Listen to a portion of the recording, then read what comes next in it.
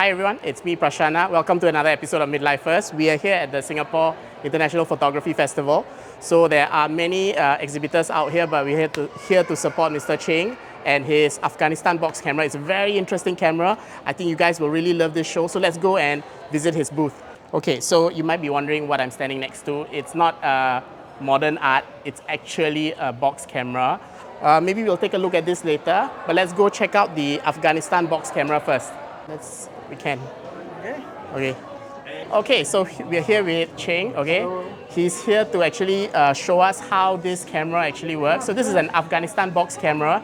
It's a very, very unique camera. It's not just a camera, it's actually a dark room built inside. So let's take a look inside and see what is inside. Okay, so let's take a look inside. I don't know anything, okay? So if I make any mistakes, I'm very sorry to all the users out there. But Mr. Cheng here has taught me a little bit, so I'm going to just share what I know with all of you. So basically there is this ground glass here, which an image will be projected by the lens from this side here. So whoever is going to be taking a photo of will actually be sitting right there. They're going to take their photos on photographic paper. You can see the paper down here.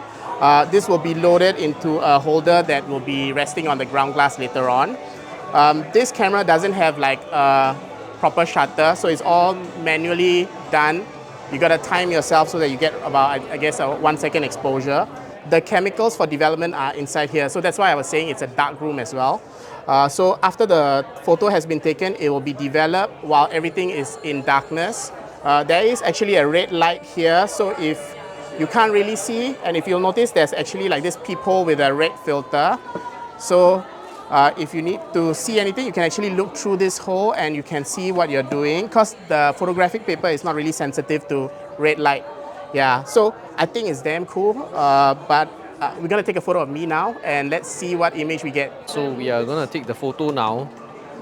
Mr. Cheng is focusing the camera. Prash is trying to sit as still as possible. Okay, so how he's gonna take the photo is that he first has to set the focus through the ground glass inside. Then he will use this clip as a stopper for the focus point. So because the lens is quite dark, he's using a torch to make the image brighter. But do you want to wear the mic or? Okay, so we are ready and focused. So we're gonna mark the focus point with this so that he can shift it and then shift it back again. So he's gonna load the paper now. So Prash cannot move at all, because if he moves then it'll be out of focus. So the paper is already inside on this side. So he's using the glove, the sleeve to feel for the paper and load the paper into the holder. So all this is done in the dark. Alright, so he has loaded the paper. He's pushing back the whole plane. So he's going to be using a flash. So this is the flash over here.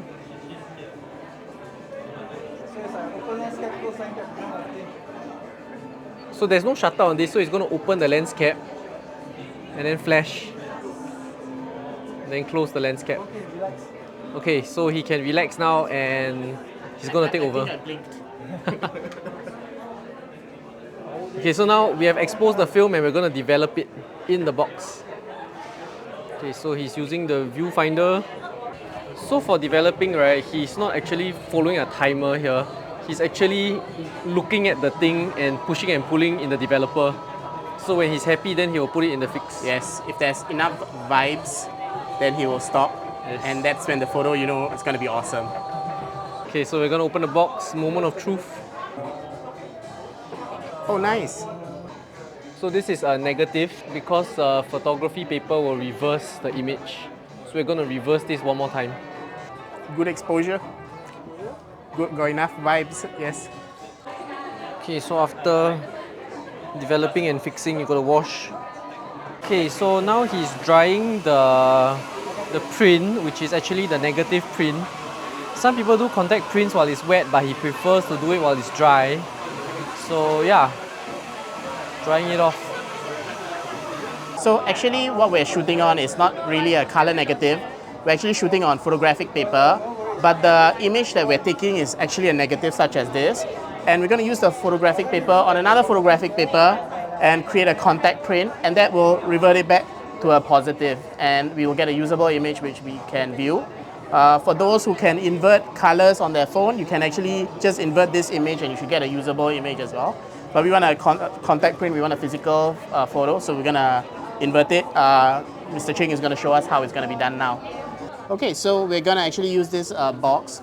So the actual contact print could have been done in the Afghan camera if we wanted to, but it only has like one whole sleeve to actually do it. So it's easier to have a separate box. And same thing, it has a peephole, or rather it's not really a peephole, it's a big cutout with a red filter so that Mr. Cheng can see what he's doing. What he's going to do is he's going to load the photo paper with my negative image, and then inside the box he will load another photo paper on top of it, and then he will shine a light through the negative photo paper so that it will create a contact print. So he's going to just show you how he does the exposure. So he'll just change the red light to a white light, and that will expose the unexposed photo paper. You can see the print, right? Yes. Okay. So this is the master at work. He's taking out the Unexposed photo paper, and he's loading the film holder with the negative and the photo paper.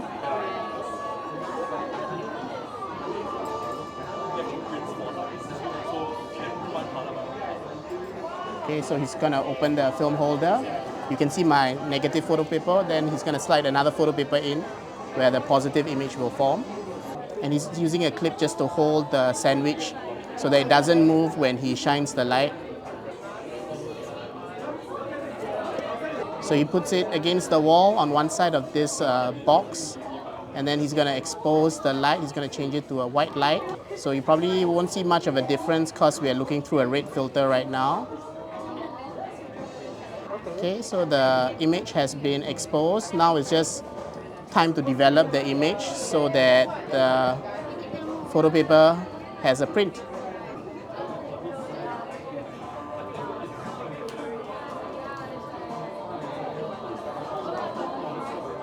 It's coming out. Now he's agitating the chemicals till he sees an image. If the tones are right. Wow. Okay.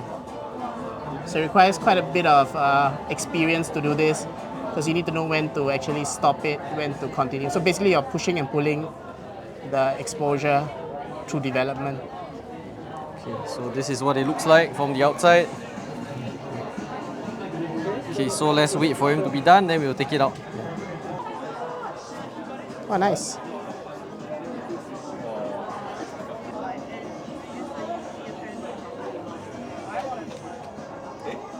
There we go. So we're done shooting with the Afghanistan box camera, and this is the end result. So Mr. Cheng just washed the film, we just have to dry it now. Sorry, not the film, the photo paper. And this is how this whole process works. I hope you guys really enjoyed this episode, because this is something we don't really get to see in real life unless you go to, like, I guess, rural areas where this kind of film development still happens. Other than that, I think if you have any questions, feel free to drop them down below. I'm sure we can reach out to Mr. Cheng if you have any questions.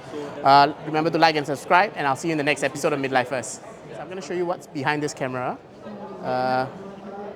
So this is the lens. It's a Fuji lens. Okay. So for all you Fuji nerds out there, it will give you that medium format look. The correct color also. Yeah. Fuji, when Fuji still made film, not film simulations. So this is the dark cloth, but you can see at the back here, the ground glass, and you can see at the bottom there are these tubs of the chemical that will be used for development after the image is taken.